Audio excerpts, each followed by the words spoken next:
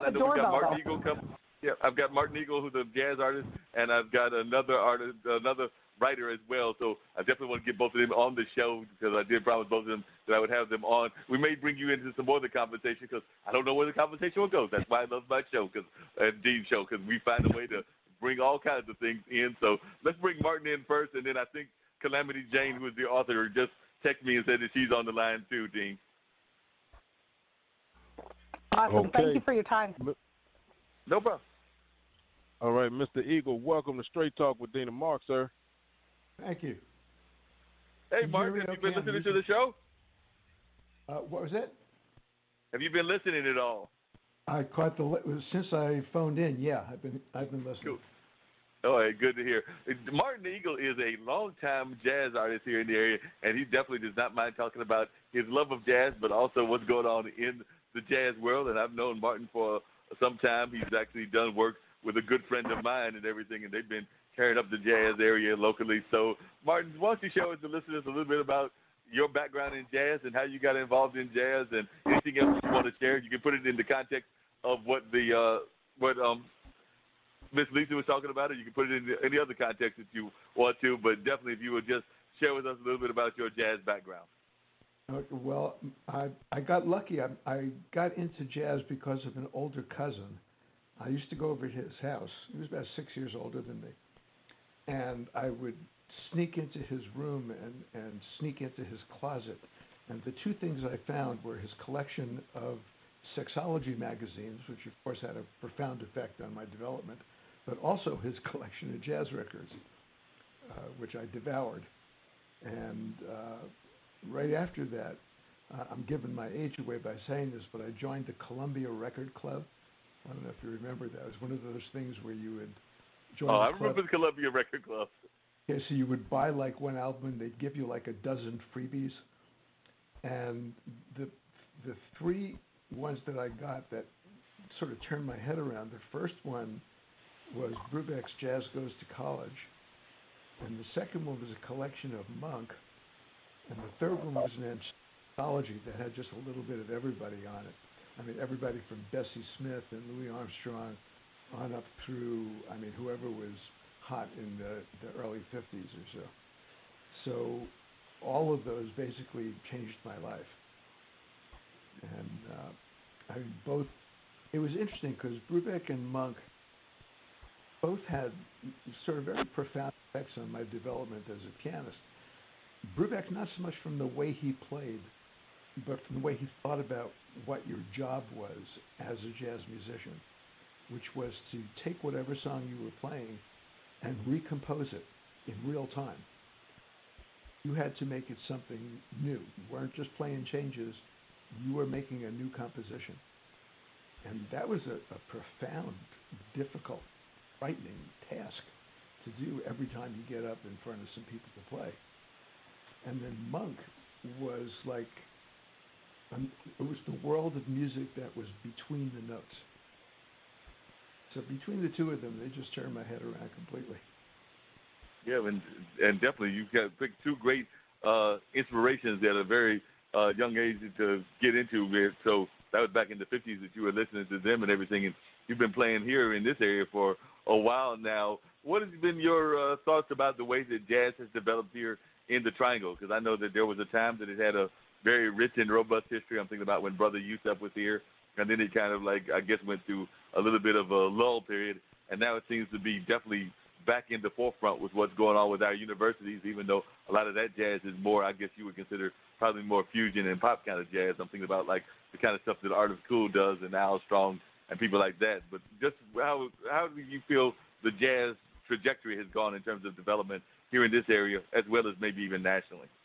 Well, it's great that you talked about Brother Yusuf because he was the first guy I met when I moved here. And he was such a gracious man. I was like a smart ass that came to New York and Los Angeles and thought I was really, big deal. And I met this guy who was like the soul of ability and compassion. And he was so welcoming to me and introduced me to the jazz world here in the Triangle.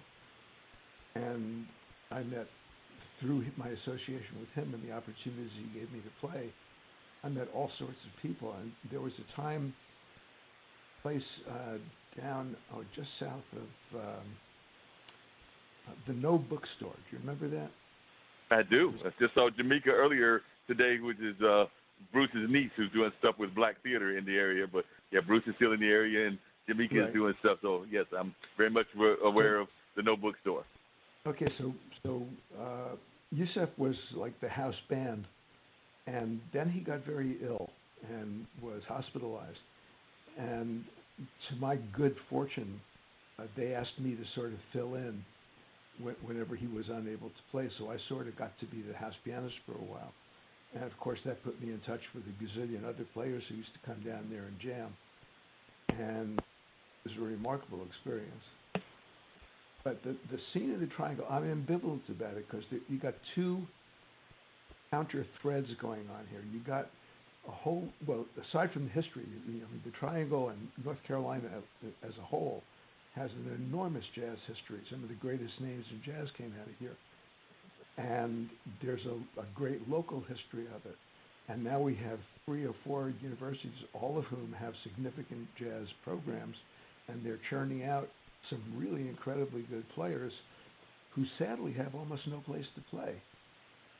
Because not since really in the early 70s, I guess, has there been an actual jazz club. There have been restaurants that have jazz. There have been occasional concert stuff. But mostly it's been jazz as background music. And so why do you think that that's happening? Well, I think it's because jazz has always been party music.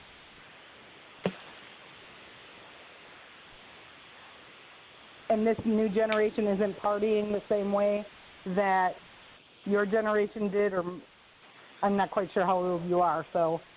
Well, I'm very old. But I think it has always been, it's appealed to a small percentage of the overall population. Have a big city, even though it's a small percentage, there's enough actual numbers. Yeah, that's very true. And but there are places like the Fruit and other things that are trying to, I guess, develop a little bit of a jazz scene. I know that there's that new spot that just opened up across from Central Park. It's got like some acronyms to it, GMCC or something like that, that I know the brother from Guyana is trying to do. And I guess they're trying to at least build up a little bit of a jazz scene. But I do agree that it needs to be something more consistent and not just those would be more like halls, kind of like what Rhythm Music Live is doing. But they're not like necessarily the jazz club, which we used to have back when Brother Yusef was around. There was like probably 3 or 4. I'm thinking about Another Time. I'm thinking about that one that was under the bridge or under the. I know it had under in the title, but it was down here, and then there was under the tree, right, and Frog and Hollow, things like that. So there were more jazz actual clubs as opposed to, I guess, what some of these other ones would be considered more like event centers, because the Fruit is definitely somewhat of an event center, not a per se jazz club on a regular, and the same with the place across from the Central Park that I think the brother from Guyana is trying to start. And I guess even Rhythm Music Lab would be considered more of a center. And they're definitely a lot of times they're trying to blend the music and not just doing straight ahead jazz. Because part of what you're talking about, Martin, is that you would like to see something that was pretty much dedicated to jazz itself and not necessarily integrating all the other musical forms. Is that correct? Yeah, sort of. And the closest thing we have now, I think, is the Sharp 9. But even that's not a club so much as a room where you bring your own drinks, but they are a jazz room, and it's a beautiful listening environment, and it's run by a great musician, Dave Finucane, who's a great saxophone player. And that is consistently just really good jazz performing there. But that's one place.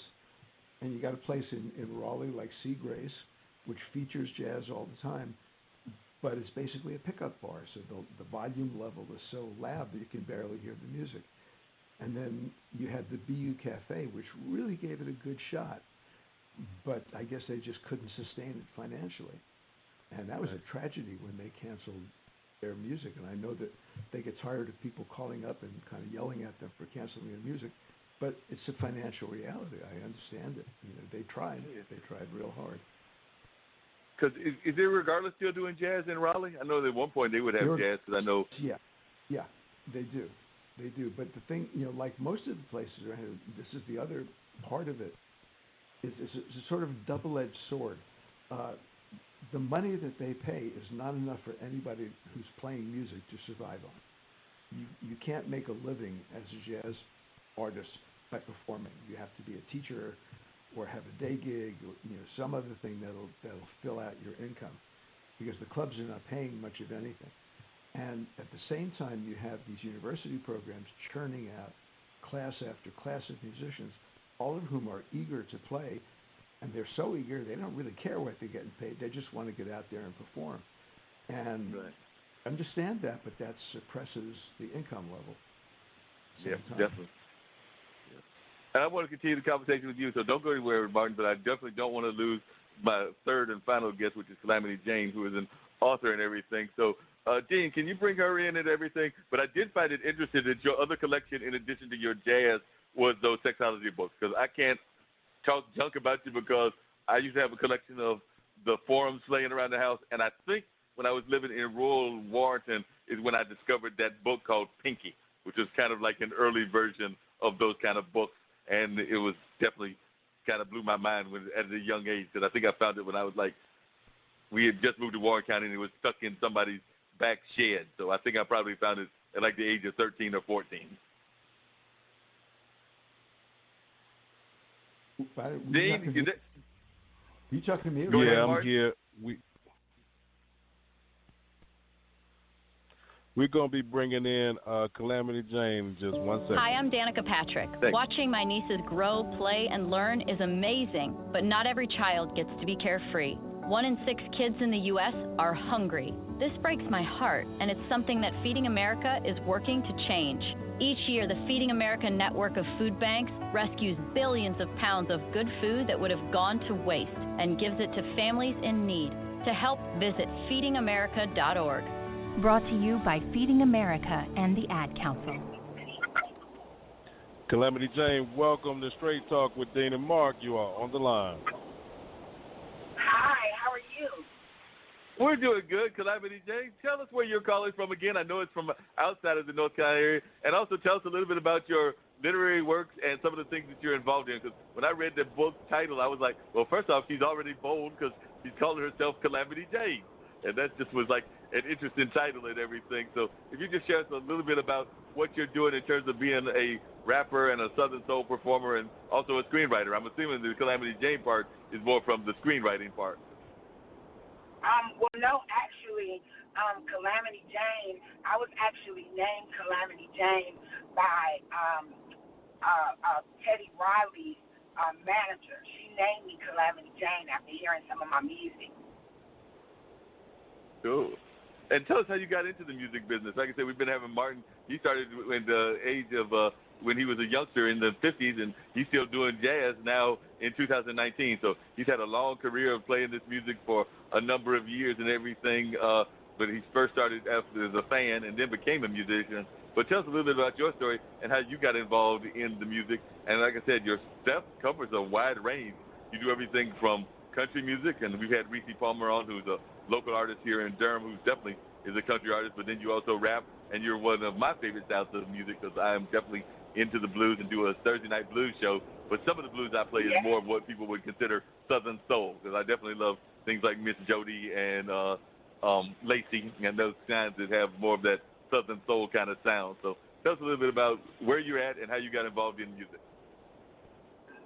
Well, actually, I'm calling out of Atlanta, Georgia.